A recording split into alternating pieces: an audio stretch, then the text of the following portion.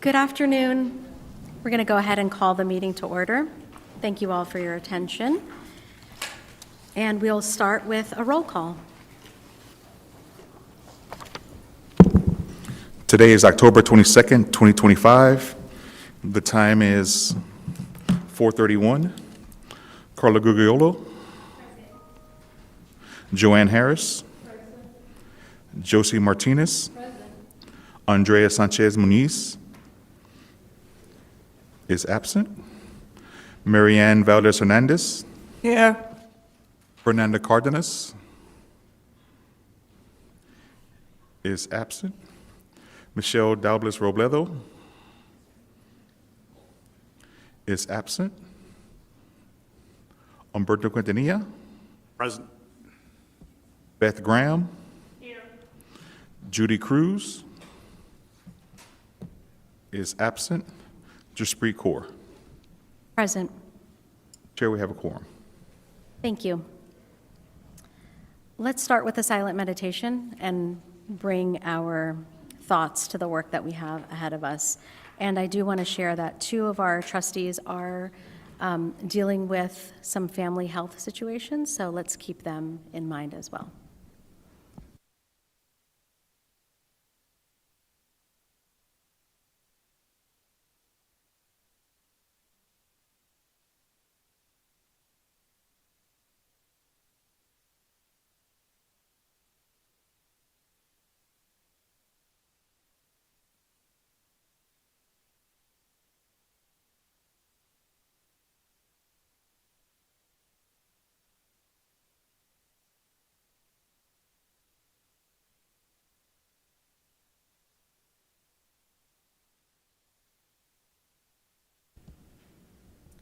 Thank you.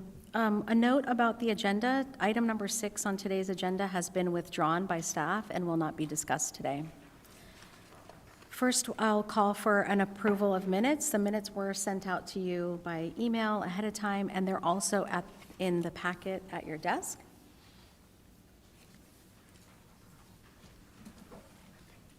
I move approval of the minutes of the previous meeting as presented. I second. Thank you, Beth and Mary Ann. All those in favor?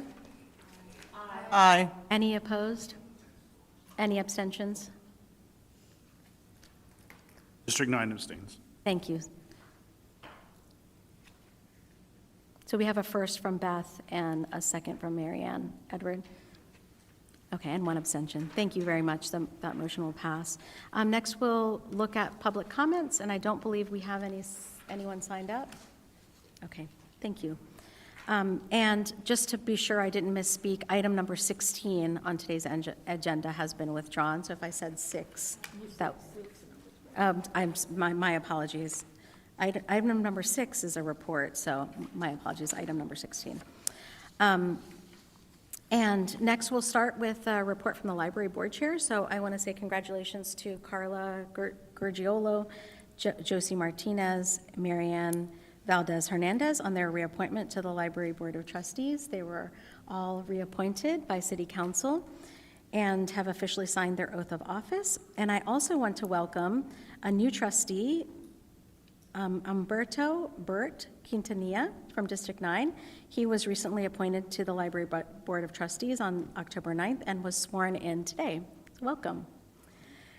He will be representing District 9, and it's a perfect opportunity for us to pause for just a moment and thank Marcy Ince, who's here in the audience, for her dedicated service for the last 8 years. She's been a pillar within the community and provided quite a bit of advice and guidance and advocacy towards the library's mission. And I just want to thank you, Marcy. We have a small token of appreciation from the trustees to share with you. So I'm going to come out there and give this to you.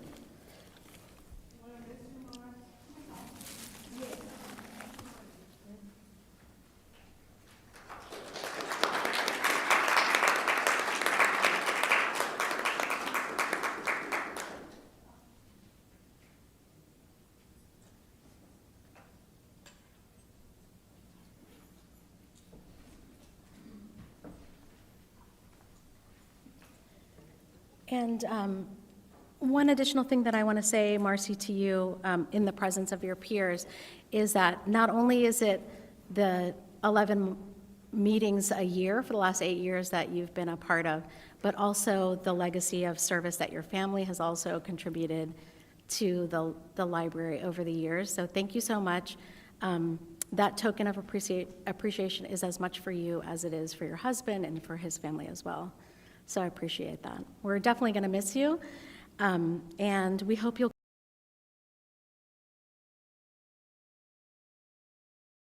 for the library as you always had in your other board and commission work.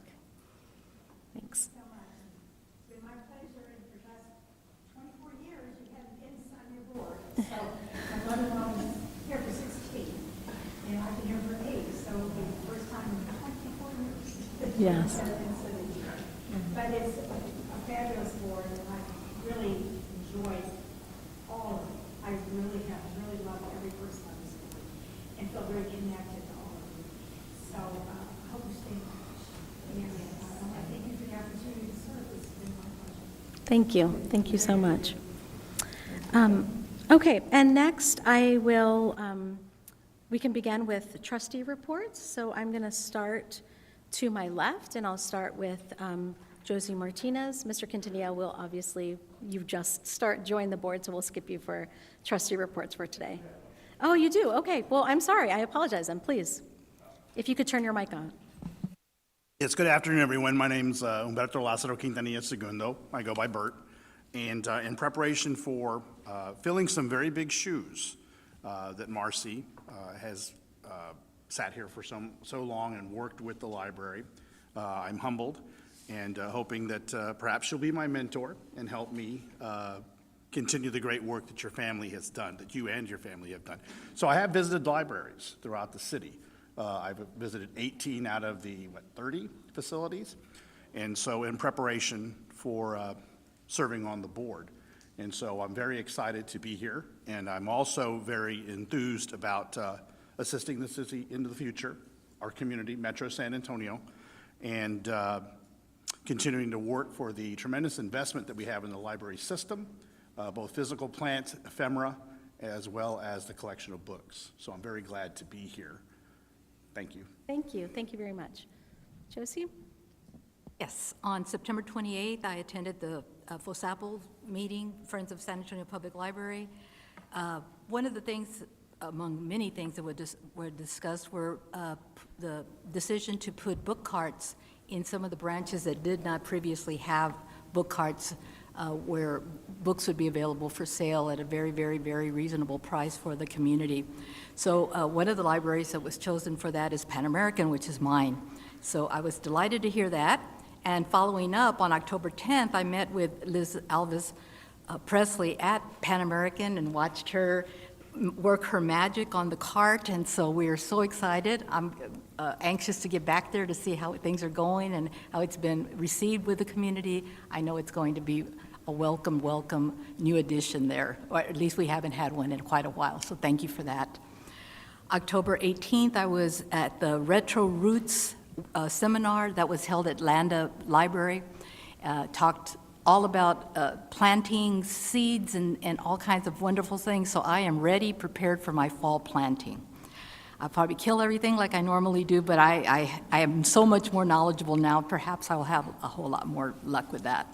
That afternoon I was at Spooktacular here. It was just fabulous. It was overflowing with kids and parents, and it was just a joy to be in the presence of all the people celebrating Halloween. I had nightmares all night long after playing Loteria with all the haunted places in San Antonio, because I'm a big chicken when it comes to that kind of stuff, but it was a great, great day, great event. I attended the executive committee meeting last week to set the agenda for this meeting, and otherwise I have been remiss.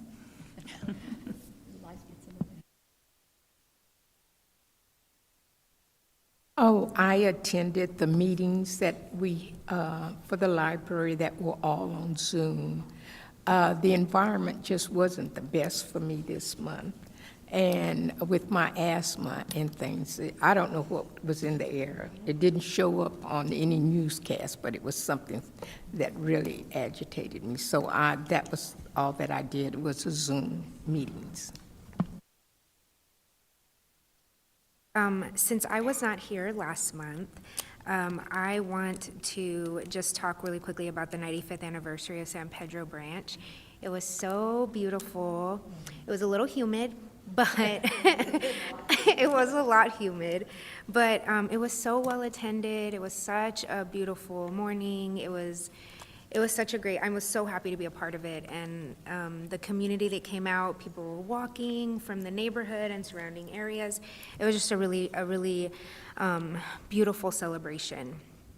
And this month, I, of course, attended committee meetings and got to attend the Land of Gardens Conservancy Gala, or event that was this past week. That was also a really beautiful evening. The theme was Wizard of Oz, and so it was like green and pink. It was so awesome. Hello, everyone. I've been kind of slow for me in October because we're really excited about Las Palmas opening, and I've been driving by every day. And so the community is excited, and I've been meeting with them, getting ready for it. So that's about it for me. Next, we'll hear a report from Dale, who is standing in for the library director. Yes, good evening. I'm Dale McNeil, one of the assistant directors here at the library. Here on behalf of the library director, Sukrit Goswami. He's out of the country with his family, and please do keep him in your thoughts. I will note that we did have staff in service since the last meeting. That was on Tuesday, the 30th, and there was a shared part for all the staff, and then also each individual location had their own training or activities that they did together. We were open for regular public service that day from 4 to 8. Of course, we communicated in many ways with the library users and stakeholders to let them know of that modified schedule. And that affected all the libraries that have more or less the same hours. Molly Pruitt, of course, kept its same normal hours, and the Campman Portal sets their hours. They're the museum hours. I have a piece of big library news, which if you follow library news, you probably have noticed. So there are really two very large and one large vendor of books to libraries. That is books that are ready, essentially ready to come to the library, like processed already. And one of those companies, the one that exclusively provided service to libraries, a company called Baker & Taylor, is shutting down operations by the end of 2025. They're essentially out of business now. Among my friends, I told them we were getting this opening day collection for Las Palmas, and my friends all said, "No, you will not." I'm like, "No, we will," and we did. So that's the key thing I want to relay about that Las Palmas does have new books. So that's, it's going to be a little bit of a struggle, though, in the next coming months. Fortunately, we've already been working with Ingram, which is the other very large vendor in this area. There's a state co-op. We're working closely with city's purchasing and the city attorney's office about how we can legally, we're still contracted with Baker & Taylor. It doesn't matter that we have to work through that. So we're doing that, and I think it's going to be okay. But our patrons will see fewer new print books for the next few months. It won't be none, but it won't be as many. We will be sharing, we've put some things on social media, so we will be letting people know that there's a reason for that. It's going to be, I think, hard to understand. I will say this does not affect any electronic books or any electronic media. Now, I really wish Andrea were here, but I think Josie's going to be equally excited. One other thing I'm going to say about collection is that Adam gave you a preview of this service called Maki Maki, and it is very soon going to be available for the public. The procurement part is all done, so very soon it's going to be available. So now, a few months ago, we met and talked to you all about how our reporting reflected Wi-Fi usage. And I'm just going to ask Adam Zabi to say a word or two about a new development that affects counting of Wi-Fi usage. I want to be very clear that it only has to do with counting. The Wi-Fi service is still equally robust. People very much can still use it. This just has to do with counting. Hey. Good evening, everyone. Yes, so during one of our routine checks of our key performance indicators this last month, Randall and a few others from ITST noticed that there were some discrepancies in the data, to say the least, that the system seemed to be overcounting by nearly double the length of Wi-Fi sessions. As you know, we have we call it a calendar. Really, it's like the daily clock for the Wi-Fi to shut off at a certain time and then start up at a certain time. And the system started telling us that we had Wi-Fi connections that were longer than 24 hours, which just couldn't be possible. So upon investigation with ITSD and with the help of Cisco is the vendor who provides our Wi-Fi, we learned that an update got pushed out in September that changed the way the brain that sits on top of our network counts and measures things. So to account for that, in the data that you have in your report in front of you, we scraped out those 24-hour sessions because quite literally they couldn't be possible. Something else is happening in the computer that's counting them this way. We are expecting to hear from Cisco what their fix will be in the coming weeks. It is entirely on their end that this is happening. They call it a known bug. So as soon as that known bug is fixed, we'll be looking very closely at the data to make sure it corresponds with what we normally expect to see with our routine calendar and schedule for Wi-Fi.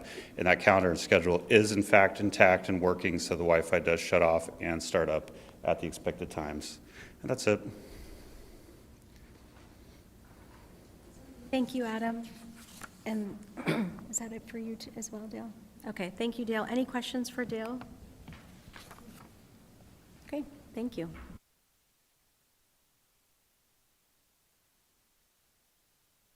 Next, we have a budget report.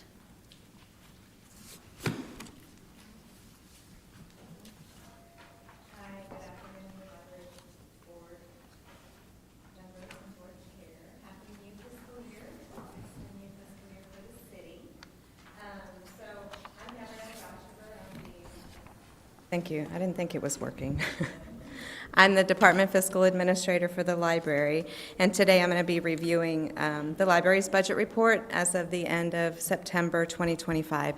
The report is located on the green paper in front of you. This is the last and final report for fiscal year 2025, and I'm happy to say that we utilize 99% of our budget. The amount that you see under the encumbrance column, that has either been booked since I generated this report, or we submitted that as a carry-forward request for next fiscal year. There are a few items that I just wanted to point out for you. So the main driver of the overall savings was in the personnel services category, and this is going to be due to more than anticipated vacancies. Knowing and seeing that we had more vacancies than we had anticipated at mid-year, we, as the department, worked in coordination with the Office of Management and Budget and Finance in order to utilize some of the additional savings. So the major efforts that we were able to fund was the move and storage of the Carver Branch Library contents, the setup at Denver Heights for Carver interim service, some much-needed air-conditioned rentals, and to purchase some new furniture and shelving for the Las Palmas Branch Library. Those are the major points. I mean, we did utilize in other places, but those were just some of the highlights I wanted to point out. Under the major gift section, we're still on our way to expending those funds by December 2025. So that's my report, but if anybody has any specific questions, I can take them now. Yes, ma'am. Where in this budget report is there anything like damage to the libraries recorded? Damage to the libraries? Damage. So if we, I don't have a specific list of damages, but when we do repairs, that goes under the building maintenance. So it's about halfway down in the contractual services. If you look, the maintenance building account, we'll record a lot of repairs and stuff there. Uh-huh. And is this just a general accounting, or do you have specific records of the repairs that were made? I can get specific records. Okay, thank you. Any other questions? I am just curious. I noticed in several of the columns, for example,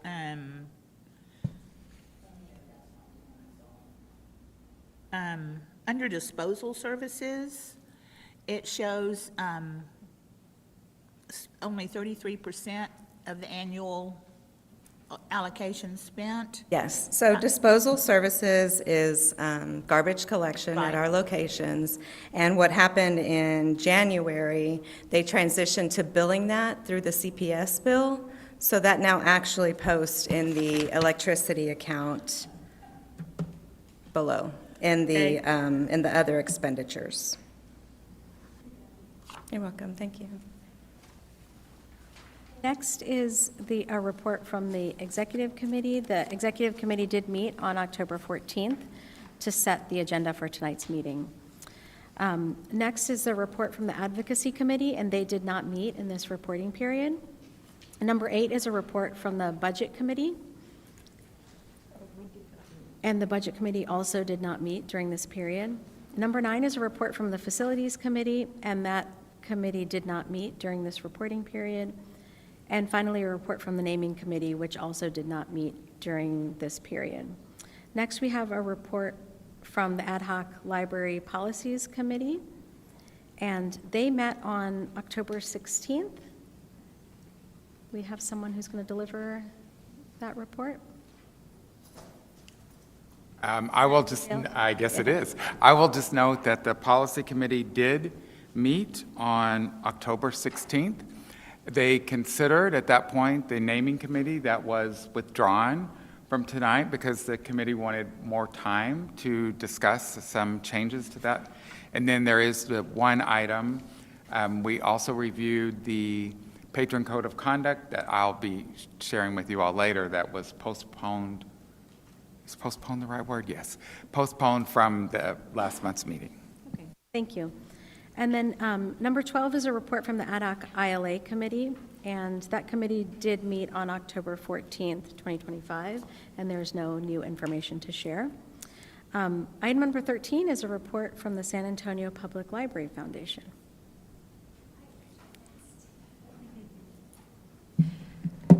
Good afternoon. Well, as you all know, we're Katrina Ball all the time right now since we're 10 days out. Our porch is full of marigolds right now, donated from HEB, waiting to be put around the altar. So Katrina Ball is sold out. We're super excited about that.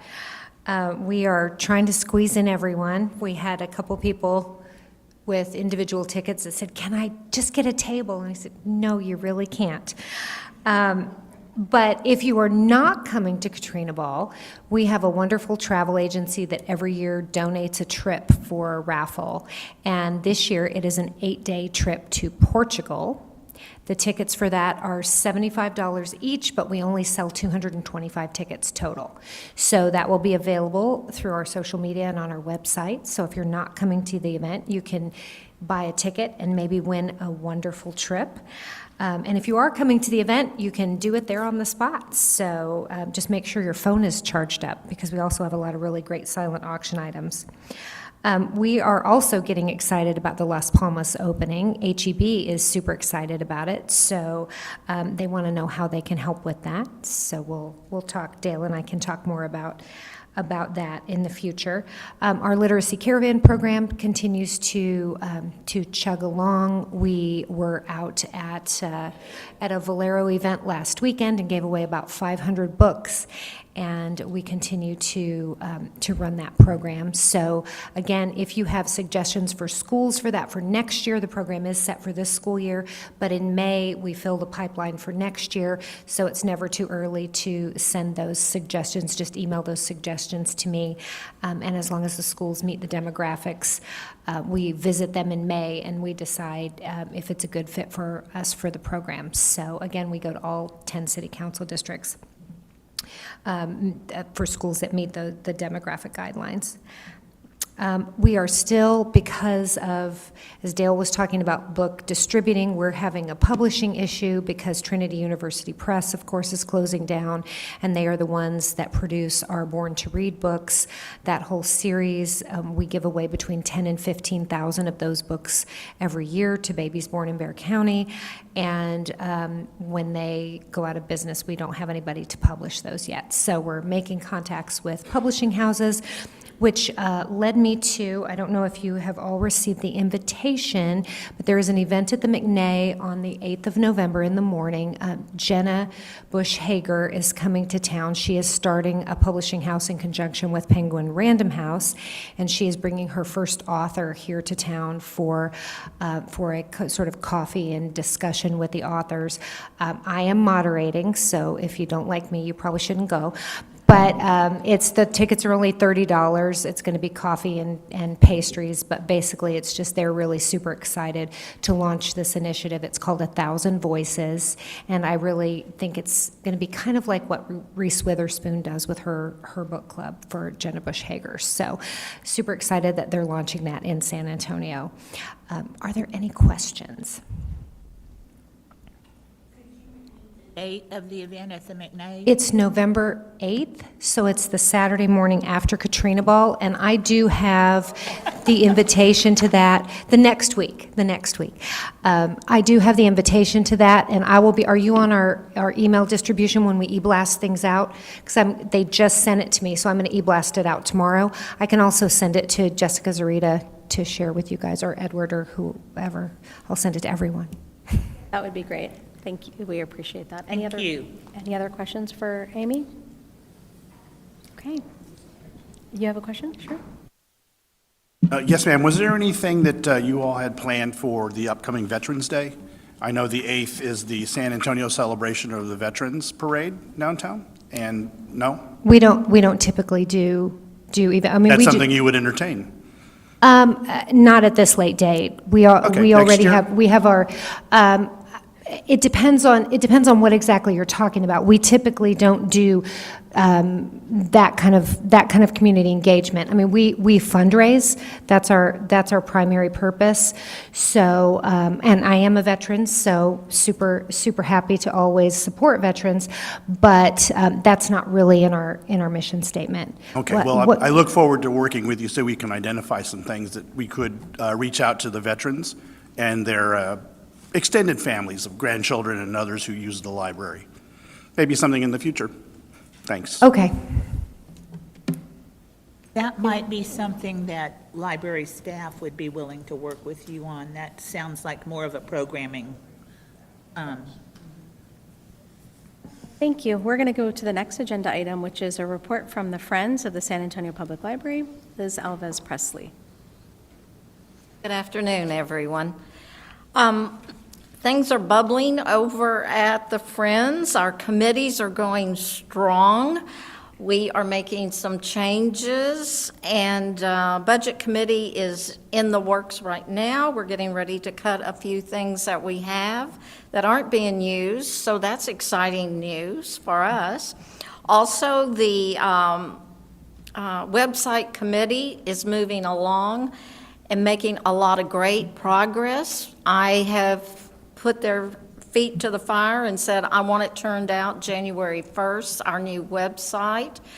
And it's taken a little longer than what I want, but I'm trying to learn patience and be with them. But I am on the committee. I'm excited. It's going to be really user-friendly. Let's see. Oh, we have a new vice president. It is Barbara Manott from Carver Library. And she is a good advocate, and she will support the Friends. And I'm excited to have her. She is also president at the Friends of the Carver Branch Library. Our Friends groups are getting ready for scavenger hunts at the different libraries.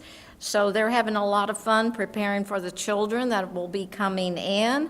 Some of them are going to do a walking trail. The librarian is going to be reading and strolling with the children. I think that's going to be a lot of fun. Our membership renewal letters have gone out, and we're looking forward to getting those back with a lot of members. And I've set up, as Ms. Martinez said, and I had fun. It was like being a little kid again, setting up the shelves at Pan American and Johnston Branch Library. The library staff has been wonderful. I did remind them it's kind of a trial right now until February 2026, hoping to get a Friends group started at both of those. I am keeping an open mind that some areas of the city, it's just hard to get a Friends group. But anyway, it's going, it's set up. As setting it up, people were coming by looking, so that was a good thing too. Our newsletter should be going out on November 1st. And November 16th at 2 p.m. at the Mission Branch Library will be the Arts and Letters Awards. So if you can, come out to that. It's going to be another nice event, trying to hype it up a little bit more from the previous years. Sunday, November 23rd at 2 p.m. will be our Friends of the San Antonio Public Library board meeting. It will be at Thousand Oaks Library, and this will be the last board meeting for 2025. So I hope you all can make it out. And Marcy, I would like to extend a thank you to you for showing up at our meetings and supporting us so much through the years. Thank you. Any questions? Thank you all. Thank you. Oh, and I'm sorry, I don't have a question, Liz, but I do have a comment. I really enjoyed receiving the fundraising reminder letter that you all sent out with the new envelope and the vibrant logo. It was really fantastic. So kudos to your team, to you and your team that Thank I know you. have been working hard at that. Yes, thank you so much. Next, we have a staff report, an update on the awareness campaign for Library Card Sign-Up Month. Thank you. Good evening, trustees and Assistant Library Director. I'm Scott Williams. I'm the library's marketing manager, and I'm pleased to be with you tonight to review some of our promotional activities aligned with National Library Card Sign-Up Month, which occurs every year in September, the month of September. I will cut to the chase so that we can address the numbers up front. What you see in front of you here is our average of the post-pandemic years up through 2023. We signed up in the month of September about 5875 new card holders between 2020 and 2023. In 2024, that number was significantly higher, and you'll recall that we had a pretty major campaign last year that helped bolster those numbers. So we had over 8,500 new accounts registered in the month of September last year, and then this year we registered 6,330 new accounts in the month of September. Now, September is a great opportunity to increase our total number of cardholders, but it's also a great opportunity to promote our brand overall. So I want to take you through a few specific ways that we communicated the library story last month. The first of those is through public relations and media relations. We focus significant energy on with our PR channels for the month on Library Card Sign-Up Month. These are a few examples of some of the excellent coverage that we received. On the left there, you'll see this is a snapshot of an online article from Texas Public Radio that was published on the benefits of having a library card. TPR also ran numerous on-air spots for us throughout the month across Texas Public Radio and also their affiliate stations that air all over South Texas, which is wonderful. The center there you'll see is two screenshots actually from a package that we produced with a reporter from Univision. They approached us, in fact, from our news release to produce this package on the benefits of having a library card. The result was fabulous. It was a really great segment. It ran here in San Antonio, but also in affiliate markets in Austin, in Chicago, and a few other cities nationwide. So our local coverage amounted to about 14,000 eyeballs on that package, but I like to say that we were also helping to increase awareness for library card signups in other markets to the Spanish-speaking populations. So that was wonderful.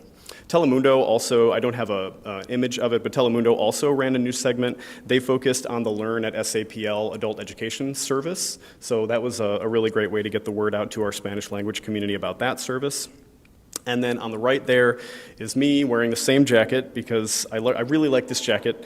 I appeared on Great Day SA just at the end of the month and chatted with one of the hosts, Roma Villavicencio, about the benefits of having a library card. And I also got to talk a little bit about No Holds Weekend at that point and promote the, at that point, upcoming October selection, which was the Thursday Murder Club.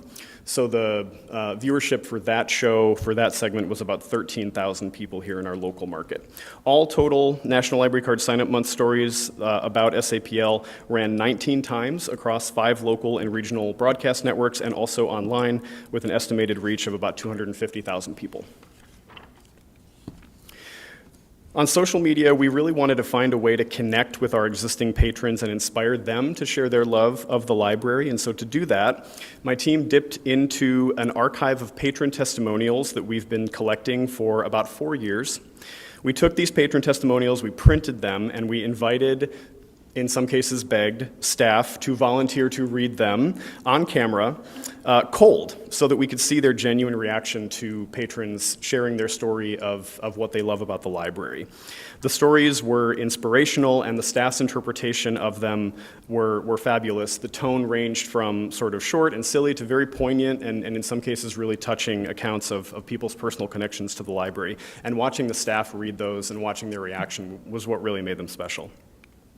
Overall, this series included 5 videos that we produced and released periodically throughout the month of September to showcase the many ways that the library improves the lives of our users. They performed well. They had 15,000 views between the 5 of them and over 700 engagements. So engagements are things like comments, likes, shares, something that someone has to do with the post. I do want to share one of these videos with you in case you didn't get a chance to see any of these, and I'm going to apologize to Crescencia if she's here because she appears in this video, and I did not warn her that I was going to do this. So, one of those videos. I loved the library growing up. I always enjoyed going after school to the library and reading a book in a comfortable environment. I wanted my own kids to experience what I had. Taking them to the library for Lego Club or Chess Day was exciting for them and for me. My kids would get excited taking home books and learning to be responsible for the items they borrowed.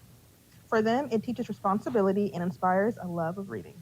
I moved to the U.S. when I was 11 years old. I wasn't a good reader, and while I spoke English fluently, I was still getting used to speaking it continuously. I arrived in December and started school in January.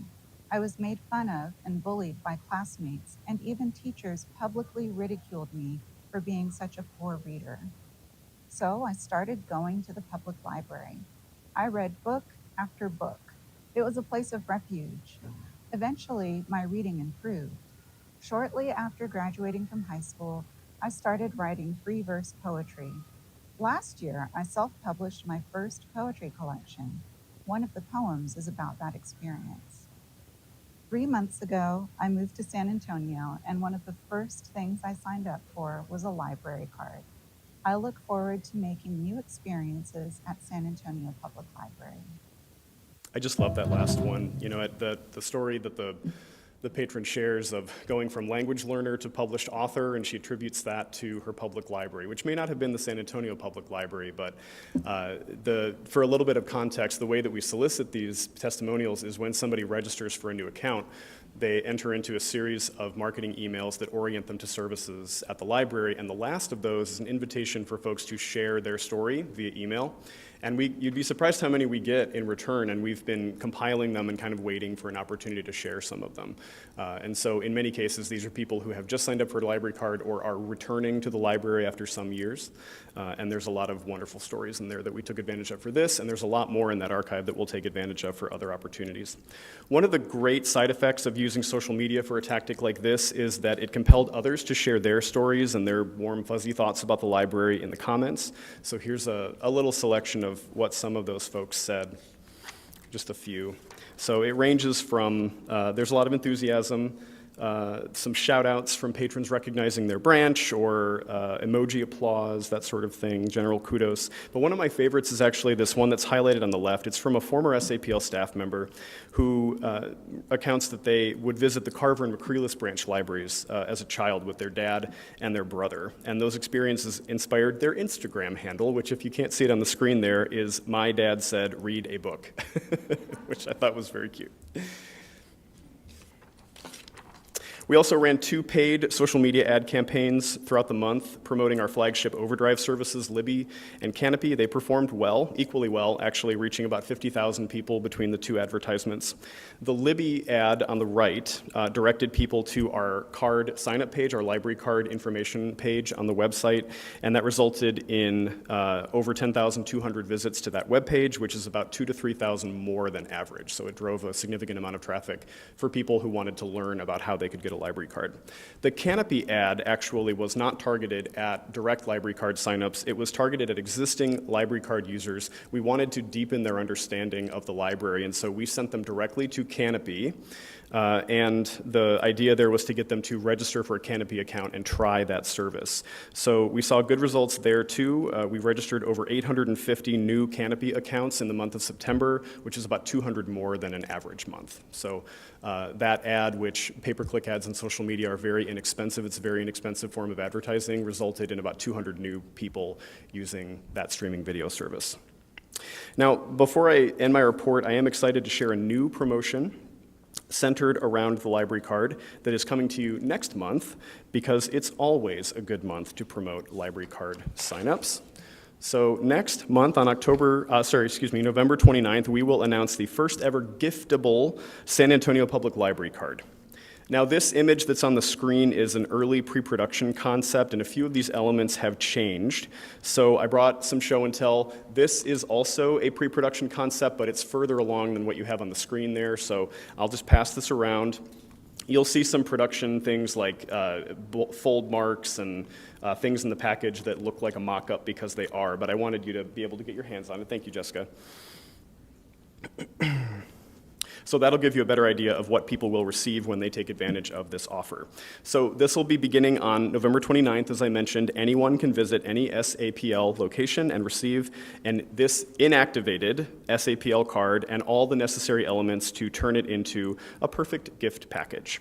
So the specially designed card, this is a brand new card design that we are piloting. It's only available through this promotion.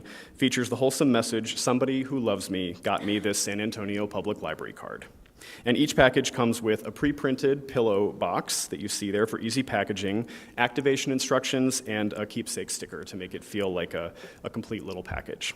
Best of all, we've designed this card and the packaging that contains it to be holiday neutral. So although we are announcing this initiative in alignment with this upcoming holiday season, the promotion is an evergreen one, and we intend to keep it going to support no-cost gift giving for birthdays, Valentine's Day, Mother's Day, Father's Day, graduations, and much more. So we're very excited to roll this out coming November 29th, which is Small Business Saturday, just after Thanksgiving, to a library near you. This concludes my report, but I'm happy to answer any questions that you may have.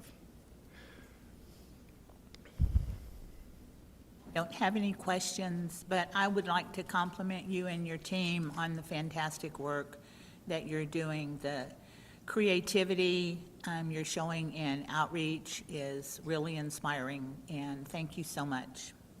Very much for that feedback. I appreciate also it. wanted to give you a compliment on the books and things that y'all have, because I went to get a book, and it's a book I read some years ago, and I am number 28 on the list. And it was authored in 2022. And it was one of the people that came here during the book fest a couple of years ago. And so I said, I know that book, and so I'm going to get it for my my book club. And I had to go and buy it through audio things.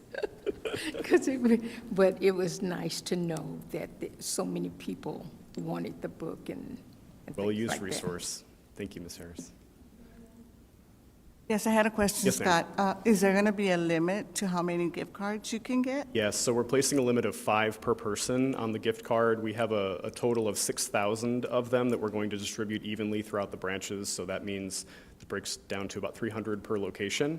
So we are putting a limit on it. However, if it's popular, we do intend to restock them, yeah. And is there going to be a fee for the packaging at all? There is no fee, it's completely free. If folks feel compelled to, they may gift? donate to the Okay. library, and we've created a small acknowledgement card. If people do want to provide a donation as part of their gift, then we'll provide them with a card that they can fill out that goes with the packaging that indicates that they also gave a gift along with the card.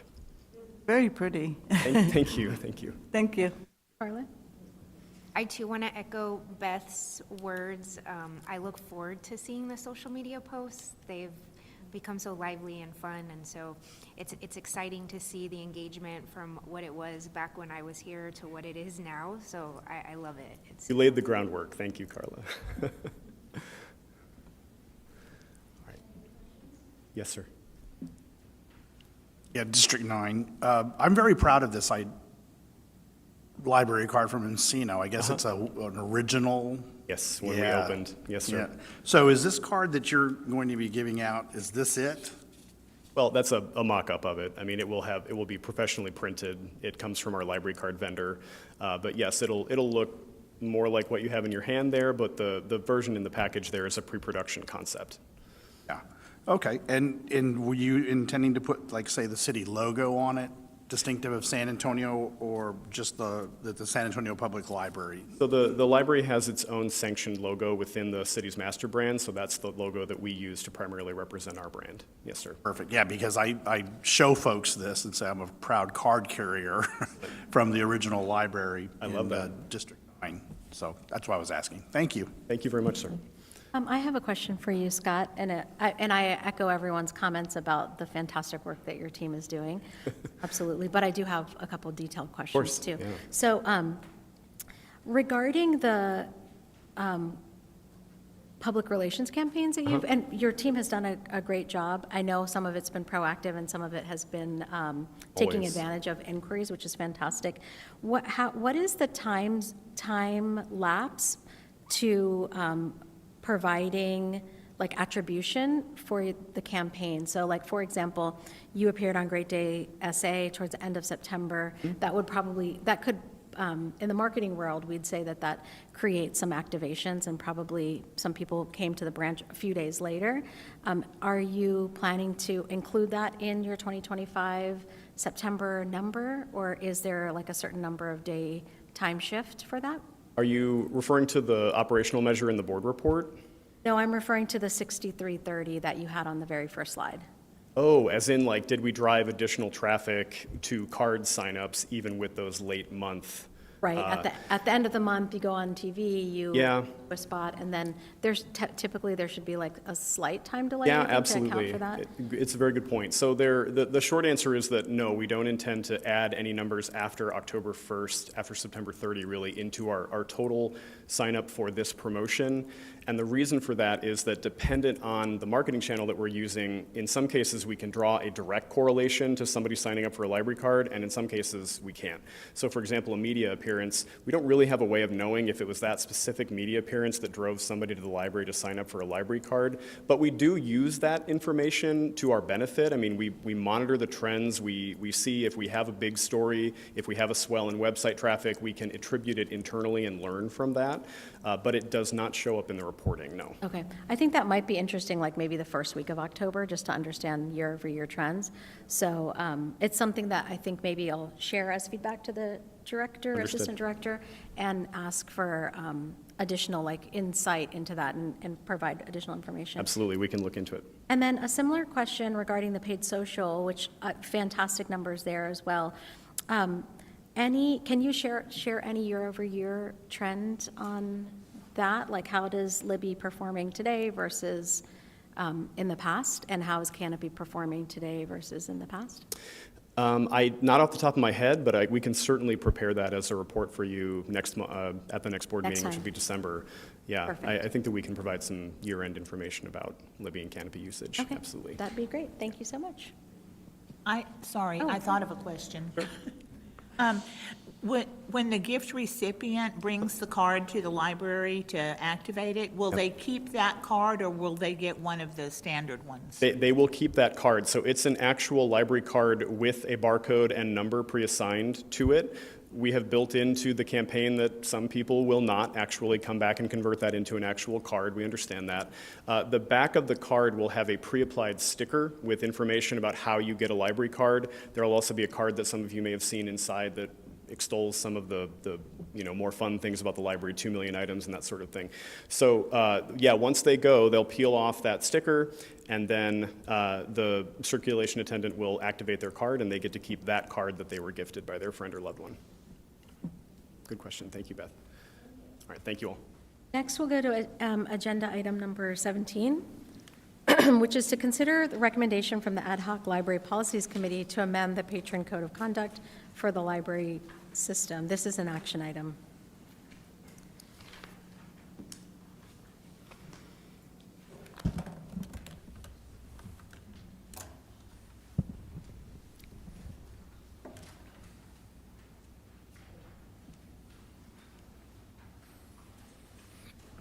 So what Jessica is distributing, good evening again, is a black line version of the existing Patron Code of Conduct with the new one that you'll be able to refer to.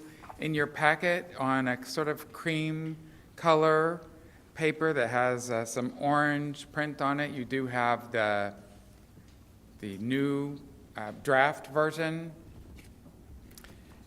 that's for your consideration tonight. So many of you will remember that we started a conversation about this policy last month. I'm happy, of course, to repeat anything that we find helpful. Just as background, the current policy, which is posted on our website and used by our staff every day, is a policy adopted by this board in June of 2024. We began a process of revising it with a focus on the trauma-informed training that our staff have gone through in the last year or so. We think we made it clearer about the consequences of violation, though the existing policy does say that there can be consequences as well. Christina in the City Attorney's Office and others in the City Attorney's Office did review this and help us in the development of it. So what I'm going to talk about first is something that at the last meeting Michelle brought up, and I want to focus on that first, and then we'll go through other parts of the policy. Pardon me while I thought I had this right in front of me. Oh, here we go. So if you look on the red line version, this one, on page number 2, toward the top at number 4, and this starts where footwear and appropriate, and the footwear and appropriate is crossed out. That's where we are. Everybody in the right place?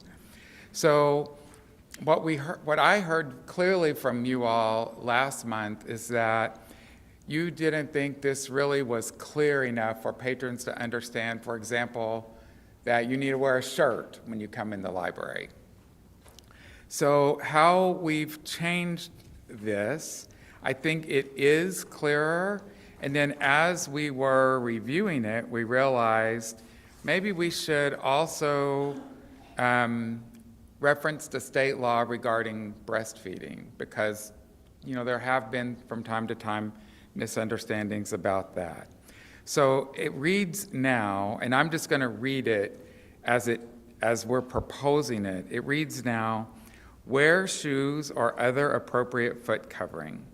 Wear clothing that sufficiently covers the upper and lower portions of the body, including those parts of the body that are generally considered private.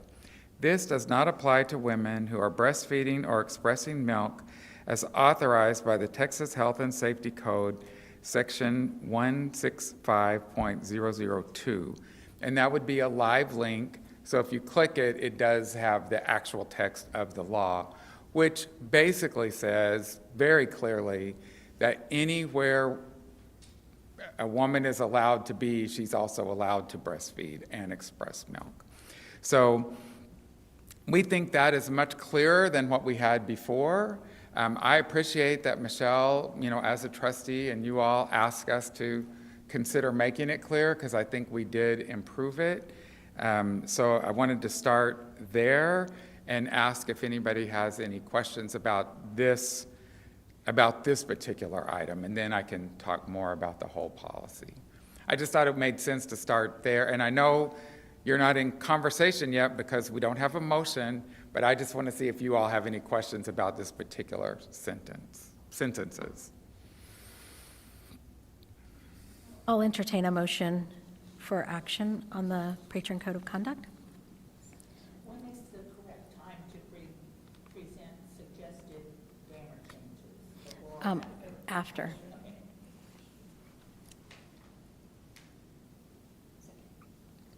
Was there a first?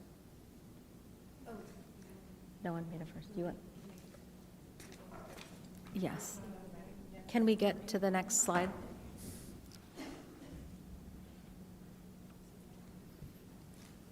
I move that we approve the board policy patrons code of conduct. I second.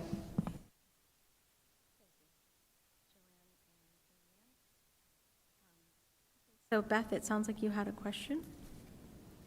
Yes, sorry, once again. My mom was an English teacher, y'all. I'm sorry. Section B, prohibited behavior, item number 8, sleeping in the library or on library grounds at any time, period, other than when the library is serving, et cetera. I would suggest that be changed to comma, Sure. other than. Of course.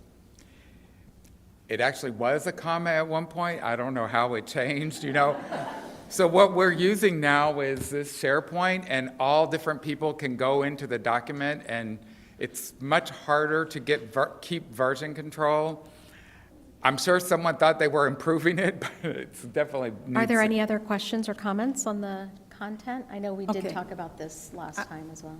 I appreciate you coming back, and I love this. With the red lines? With the red lines and everything, so easy and everything. I just have a major concern for the staff on A2 by them looking in the patrons' bags. And do they have a stick like they do when you're going into the basketball games or something?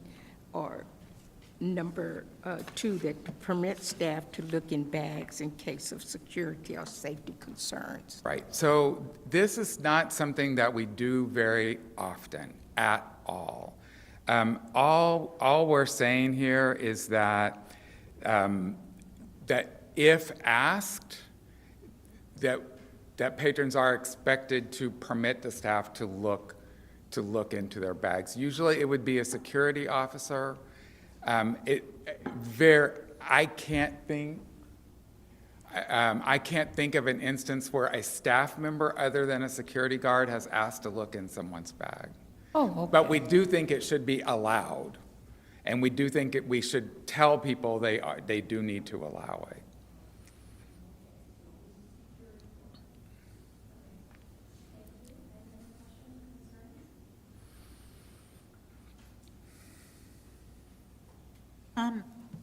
Section B, item 7, use of library technology devices or network for illegal activity. Should that include library premises as well? Use of library premises, comma, technology services? So I'm certainly open to considering that. At the beginning of Section B, it says, in addition to illegal activity, the following are prohibited. We had been asked some years ago, 2 versions of this ago, to specifically say that computers couldn't be used for illegal activity. In my opinion, this first phrase, in addition to illegal activity being prohibited, that covers the just general understanding of illegal things.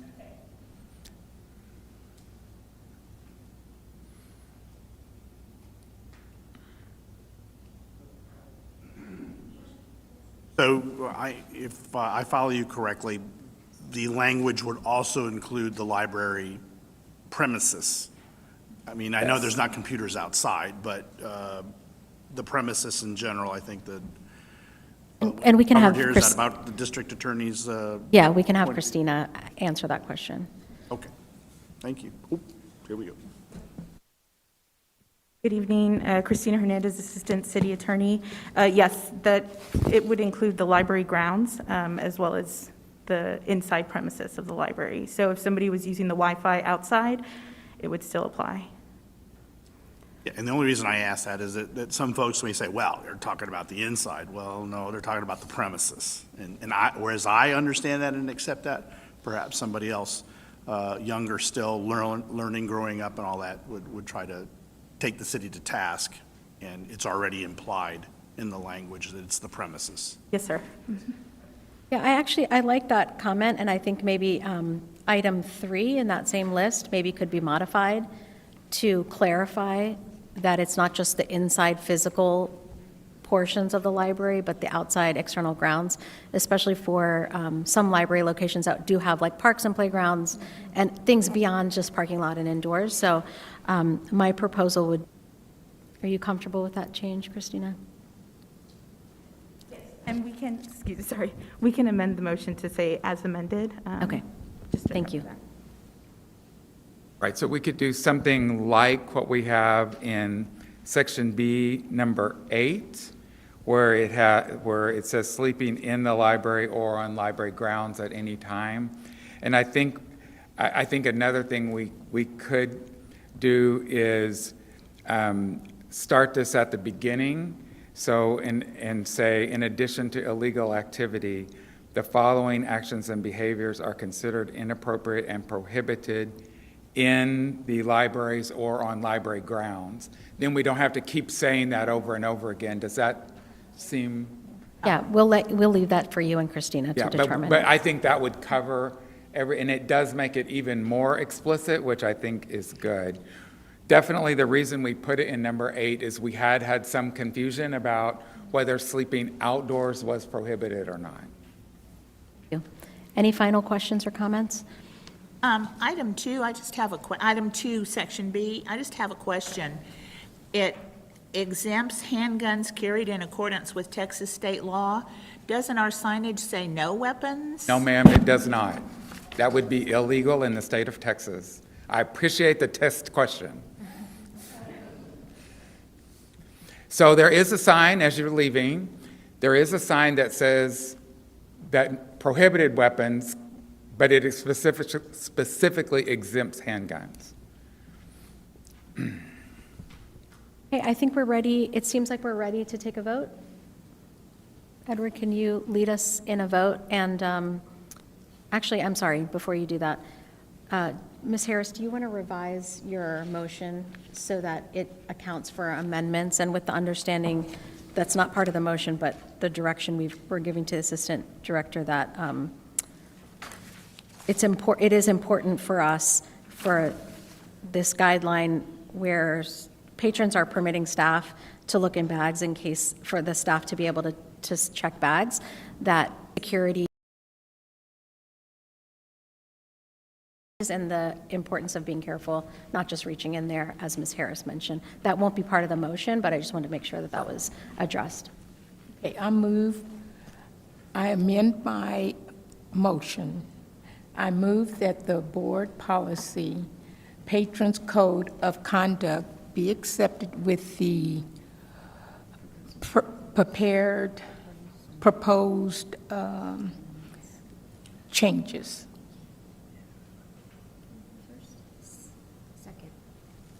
Second from Carla. Thank you. And now, Edward, if you could lead us in a roll call vote. Thank you. Carla Gugliello. Joanne Harris. Aye. Josie Martinez. Andrea Sanchez Muniz is absent. Marianne Valdez Hernandez. Aye. Fernanda Cardenas is absent. Michelle Dalbas Robledo is absent. Roberto Quintanilla. Aye. Beth Graham. Judy Cruz is absent. Jaspreet Kaur. Aye. Motion passes. Thank you. If I could, I would like to make a tiny note of thanks to Alma Nieto Rodriguez and the many staff who worked very hard on this, and I really appreciate their work. Yes, thank you. That recognition is well-deserved. Next, we'll go to agenda item number 18, which is to review and consider library board committee appointments and liaison assignments. And I believe there should be a copy of your assignments on a white paper in your packet.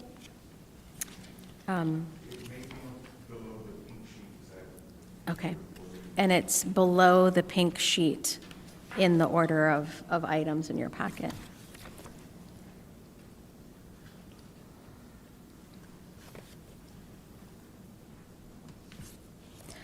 So based on the information that we had as of yesterday, I have not made any changes to the committee appointments, with the exception of removing Marcy Ince, who's no longer on the board, from her committee appointments. She was the chair of the Ad hoc Bond Committee. That committee is not currently activated and is not in service. So my proposal is that for the chair of the Ad hoc Bond Committee, I will serve as chair for that until the remainder of the year, with the acknowledgement that that committee will not be meeting.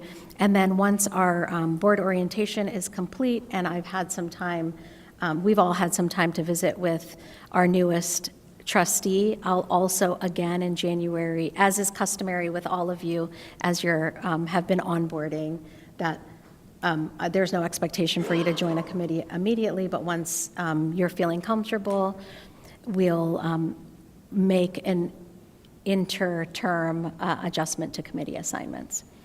If there are no concerns with that approach, I'll entertain a motion for accepting the committee appointments as listed on the sheet, with the addition of myself as the Ad hoc Bond Committee Chair.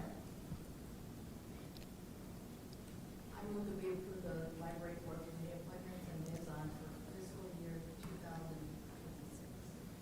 Thank you. And a second from Carla. Thank you. Can you lead us in a vote? Carla Gugliello. Joanne Harris. Josie Martinez. Aye.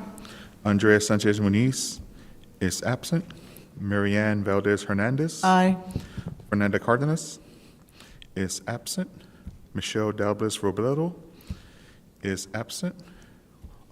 Humberto Quintanilla. Aye. Beth Graham. Aye. Judy Cruz is absent. Jaspreet Kaur. Aye.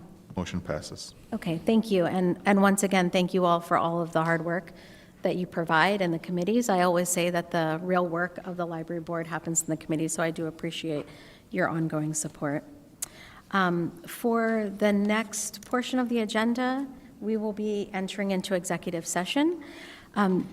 And for this executive session, I am going to ask a few members of the SAPL attorney team to stay with us in the room, as we're going to be addressing the library director's performance evaluation and our interim library director's performance evaluation. So I need to read this statement.